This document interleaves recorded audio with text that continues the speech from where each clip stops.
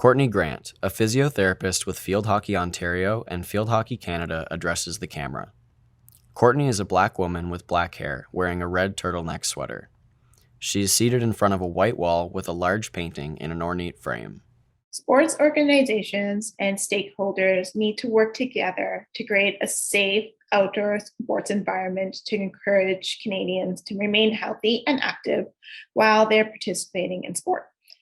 Not only can these decisions be made at our grassroots through our coaches and our athletes, but it needs to be a program and an administrative change that only happens through policy. I think that it's important for those working in sport to understand air quality so that they can continue to promote a safe and training environment and a competitive environment for their athletes. I strongly believe that changes need to be made with education at all levels of participation and a level of education that's applicable to the participant so that they may understand why decisions are being made for their general health. Courtney finishes speaking and fades off screen. She is replaced by Madeline Orr, PhD, the Program Director for Sustainable Sport at Loughborough University. She is a white woman with blonde hair and is wearing a black shirt with an orange cardigan. She is seated in front of a purple wall.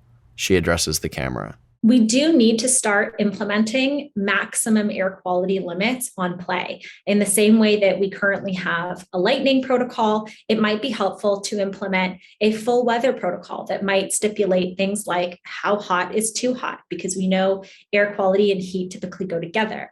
In that policy, you should include air quality, and there's some really great guidance for that on Health Canada's website. There's also increasingly guidance coming out from sports sources.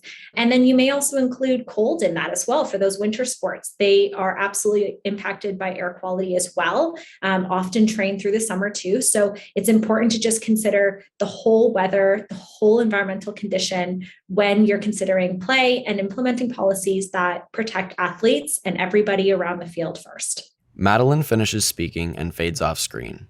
She is replaced by Dr. Andrew Marshall, Chief Medical Officer for the Canadian Paralympic Committee. He is a white man with blonde hair. He is wearing a dark gray dress shirt underneath an open, light gray suit jacket. He is seated in front of a wooden recessed wall. He addresses the camera. Certainly, the concept of exercise is for health.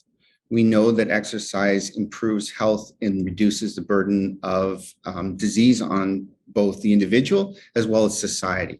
And so if we can make a safer and better environment through changes both at the coach local level as well as the higher levels such as government and national sports associations.